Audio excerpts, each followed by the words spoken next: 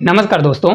तो कुछ RRB NTPC में इस प्रकार के क्वेश्चन आपके सीआई और एसआई के क्वेश्चन पूछ रहा है। जैसे देखिए पहला क्वेश्चन है, एक निश्चित राशि साधारण ब्याज पर 12 वर्षों में स्वयं की 3 गुनी हो जाती है, तो कितने वर्षों में वह है स्वयं की 9 गुनी हो जाएगी। तो इस प्रकार के क्वेश्चन आपके अभी हाल ही में पूछे जा रहे हैं। तो ऐसे क्वेश्चन को पेपर में कैसे अटेम्प्ट करना है, कम से कम समय में कैसे करना है, देखिए इसमें एक साधारण ब्याज का आएगा, एक सीआई का मतलब चक्रवृद्धि ब्याज का भी क्वेश्चन आएगा। दोनों के अलग अलग तरीके हैं, सीख के जाइए, पेपर में आएगा तो उड़ा दीजिएगा। देखिए एक निश्चित धनराशि साधारण ब्याज पर क्या दिया है, एक साधारण ब्याज पर 12 वर्षों में कितना हो रहा है, 3 गुनी हो रही है स्वयं की। देखिए कोई पैसा 1 गुना है, कितना है 1 गुना है, तो ये कितना हो रहा है 3 गुना, कितना हो रहा है 3 गुना। और कितने समय में हो रहा है, देखिए कितने गुना, कितने समय में, तो 12 वर्ष में हो रहा है, कितने में 12 वर्ष में हो रहा है। तो एक्चुअल में अगर आप देखेंगे तो इसमें कितने रुपए का ब्याज बना, तो इसमें अगर आप देखेंगे तो 1 से 3 गुना हो रहा है, मतलब 2 रुपए का क्या बन रहा है, ब्याज बन रहा है। सेम यही कंडीशन आगे बोला है, कितने वर्षों में स्वयं का क्या हो जाएगा, 9 गुना। तो यही राशि जो दी गई है, यही राशि कितनी गुनी होनी चाहिए, 9 गुनी। तो अगर राशि 9 गुनी हो गई तो यहाँ पर अब ब्याज कितना बनेगा, अगर आप देखेंगे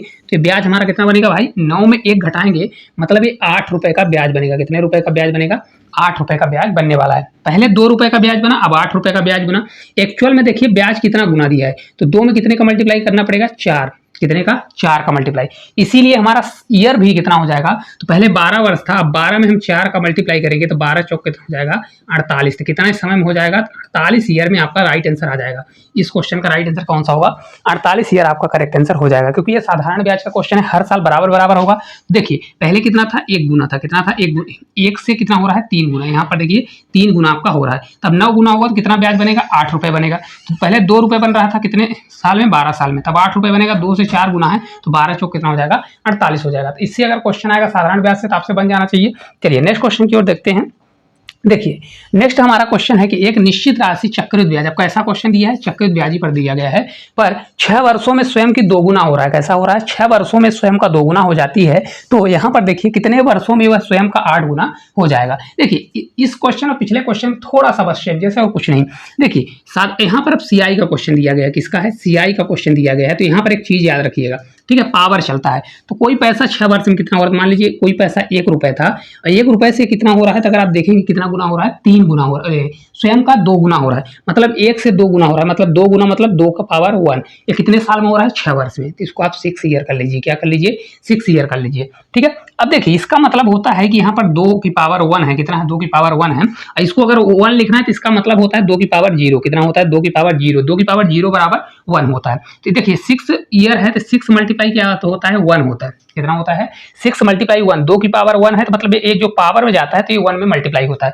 इसी प्रकार देखिए आगे बोल रहा है, तो कितने वर्षों में स्वयं का 8 गुना होगा, कितना गुना, 8 गुना। तो 8 गुना को मैं कैसे लिख सकता हूँ, 2 की पावर 3 लिख सकता हूँ, नहीं लिख सकता हूँ, कितना लिख सकता हूँ, 2 की पावर 3। तो हमारा कितना गुना हो जाएगा, आपका 8 गुना हो जाएगा। होगा कि नहीं होगा, तो जो 6 ईयर था तो 6 में हम कितने का मल्टीप्लाई करेंगे, तो जो पावर में है 6 मल्टीप्लाई 3 करेंगे तो 6 से 3 बार जाएगा तो आपका 18 आ जाएगा। तो कितने ईयर में हो जाएगा, 18 साल में हो जाएगा। तो ऑप्शन नंबर जो बी है इस क्वेश्चन का राइट आंसर आ जाएगा।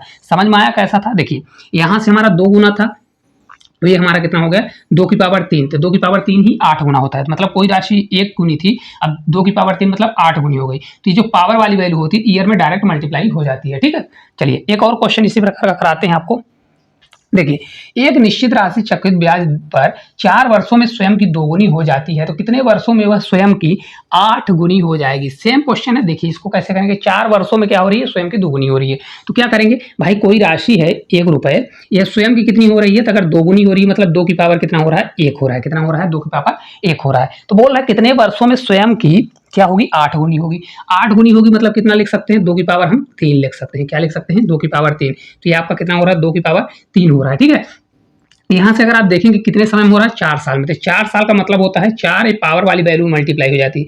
तो कितना आ रहा है, 4 साल, कितना आ रहा है, 4 ईयर आ रहा है। इसी प्रकार यहाँ पर भी जैसे 2 की पावर कितना हो रहा है, 2 की पावर 3 हो रहा है, तो हमारा कितना हो जाएगा, 4 मल्टीप्लाई कितना होगा, ये 3 मल्टीप्लाई हो जाएगा, तो 4 से 3 बार हो जाएगा 12। तो टोटल कितने ईयर लग जाएगा, 12 year. Right answer option number A जो है करेक्ट आंसर आ जाएगा। तो इस प्रकार के क्वेश्चन आ रहे हैं, आपको गलती नहीं करना, दोनों क्वेश्चन को मिक्स नहीं करना। साधारण ब्याज का क्वेश्चन आएगा तो किसके हिसाब से उसका ब्याज निकाल लीजिए, और ब्याज जितना गुना होगा उतना उसका समय गुना होगा। यहाँ पर पावर चढ़ता है तो पावर, अब देखिए यहाँ पर तो डायरेक्ट पावर बन जा रहा है। अगर पावर नहीं बनेगा तो फिर आपको पीछे लौट के आना पड़ेगा, इसको पावर बनाना पड़ेगा। अब यहाँ पर 2 है तो आपको लग रहा होगा 2 की पावर 1 है, 2 की पावर 3 है। यहाँ पर भी ऑलरेडी 2 की पावर 0 लिखा है। क्या है, 2 की पावर 0 लिखा है, क्योंकि 2 की पावर 0 ही क्या होता है, 1 होता है, ठीक है।